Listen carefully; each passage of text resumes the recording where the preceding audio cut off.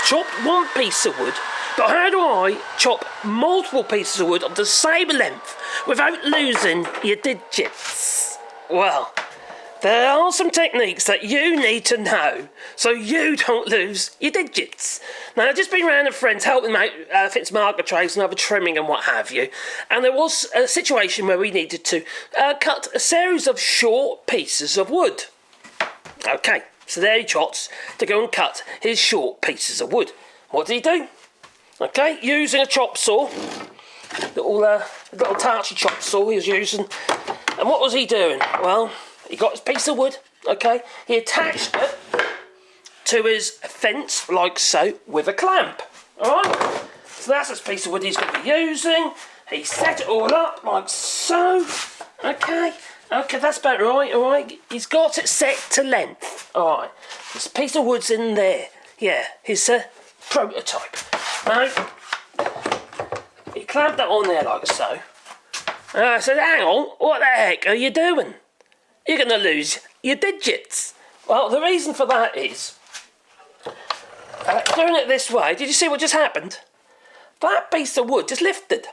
Now, it's worse on a chop saw, because with a chop saw, when you retract the blade, you're actually lifting the blade up, aren't you? That's what, you're chopping it, okay? So what happens is you lift the piece of wood.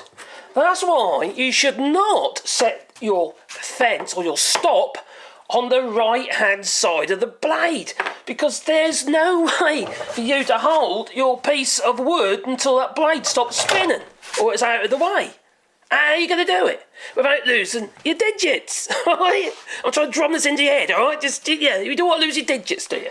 No, I know you say, well, you can't really hold that piece of wood anyway, because you've got to hold the saw button, you know, to turn it on and off. You don't think, because it's got drop load down here, and I've also got shut off up here as well. But you know, you've got to hold the power button on, haven't you? So otherwise it's not going to work. Well, you're going to be using your left hand then, aren't you, to hold that piece of wood if it's on the right hand side of your blade. And can you see the problem here? You're crossing the blade with your arm. If you're doing that, and then you're potentially going to chop your arm off. Yeah, you'll be armless. Like, you'll be absolutely armless. So you could say, okay, I'll use a little, push stick like that, hold it back like so. But isn't that a faff? All right, it's a hell of a faff. If you're going to be making multiple cuts, you want it as simple and easy as possible. Now, there are other ways to do it. One thing, which I suggest, is for small pieces of wood to work on the left. Put your stop on the left-hand side of the blade, not the right-hand side of the blade, because it's your left hand that's free and that can secure your piece of wood, but it's still too close to the blade. Okay? It can still jackknife on you, it can basically cause kickback, because what's going to happen is, because the distance between that corner and that corner is longer than the length of the piece of wood. So it's only got to move, sort of like a slight angle, and effectively it's going to grab the blade against the fence. It'll get trapped here, okay? And that's when you get your kickback. That bit of wood is trapped. So also, the other thing can happen is you can end up with very inaccurate cuts if you're doing multiples of, because you'll be putting additional pressure on the side of your stop, and if you just clamp it on like that, it might just move it a little bit each time. Before you know it, your last piece of wood is longer than your first piece. That's not exactly ideal, is it? So, let's get these pieces out of the way. This is also very important if you cut irregular shaped pieces of wood as well, even stuff like that even. It is problematic. So you don't want to put it on the right hand side of the fence, because that is really dangerous. You want to put your stop on the left hand side of your fence. So you're working from the right to the left. Okay, so you set your length to your saw blade like so. You bring your stop up to that like so. You can either use that, or you can use the clamp again. You clamp again. Like so. Making sure there's not too much pressure against the blade. Now that's good. So now that saw is set to that distance from the stop, or the stop is set that distance from the saw blade. So, alright. So if I do multiple cuts now, I'd bring my piece of wood from the right to the left to the stop, and then I can use a push stick to hold it down into place. This piece isn't trapped now, is it? On the right hand side of the blade. I can then drag it out of the way, because I put a little brass screw in the end of my push stick. I can grab that, bring that over, nick your fingers if you can't grip it, and you can repeat your cut. Rinse and repeat. Like so. Now, putting that little screw in there, that little brass screw in the end there, allows me to remove the piece of wood from the space between the stop and the saw blade, after obviously the blade's out the way or it's stopped spinning, depends on what your situation is.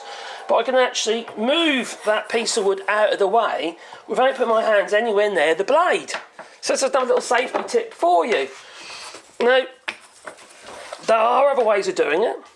You can have another arrangement which would be something like this, with one of these cantilever clamps on there, but I'll use this actually to clamp this into place like so.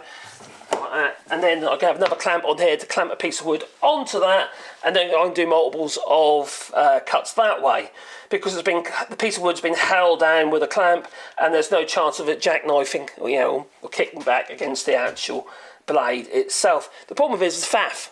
Right?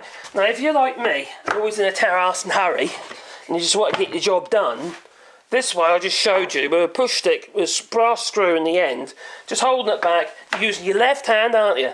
And your right hand. So it's natural then, you've got one hand on either side of the blade instead of crossing over the saw blade. Because that's a stupid idea, okay? So make sure that you don't cross the strings, cross the arms. Yeah, don't do that, no. And that way you can do multiple cuts. Now, where this is really useful for me is when I'm making my little oak dominoes for my Festool domino down, I'm often cutting pieces of wood about this sort of length, okay? And when you do that using the stop on the right-hand side of the blade, nearly every single piece you cut ends up jackknifed and ends up all over the place, and it's just dangerous. Sometimes I actually throw a piece of wood inside the actual my dust extractor at the back there. It's not very helpful. So put your stop on the left-hand side of your saw blade, and you should be okay. Now, I have mentioned just before, but there's another little tip you can do, and this is if you're using cutting slightly bigger pieces of wood, when you're using your stop, I have showed this in a previous video. What I tend to do, so the stop doesn't move so much, plus it'll hold the piece of wood to the fence, I put the stop, this piece here, at an angle. Okay, like so, and that becomes my stop. It's harder to get the piece of wood out afterwards, but what it does is it actually holds the piece of wood. When you're pushing it that way, your piece of wood that you're cutting is held to the fence. This is clamped down, remember, and it'll be held to the fence, so it's even safer. Okay, now if you're doing a larger piece of wood, you can probably just get away with holding your hand, a long piece like so. But the same difference applies. Put your stop on the left-hand side here somewhere, okay, which you can't see at the moment. If you're on the left-hand side, as long as you can get your hand in safely, well away from the blade, and then you can actually pull the piece of wood out of the way. Can you see that? Or can you see that? Of course you can. It's on that side.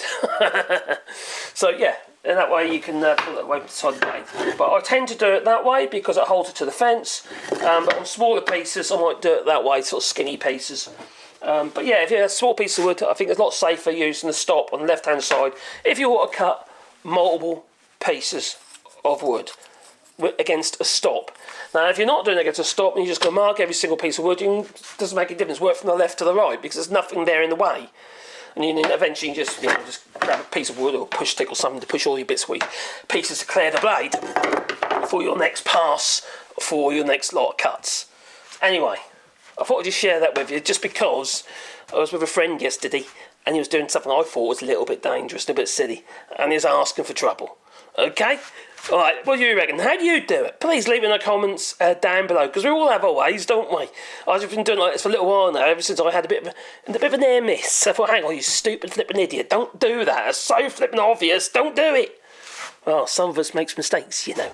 And we learn by them, I hope. Toodaloo, and don't forget to boot the like button and maybe subscribe to the channel, because then you get a warm buzz feeling in your pocket every time I upload another video. Especially if you press that little bell icon. Yeah. Anyway, I suppose I better go and do the washing up. Toodaloo.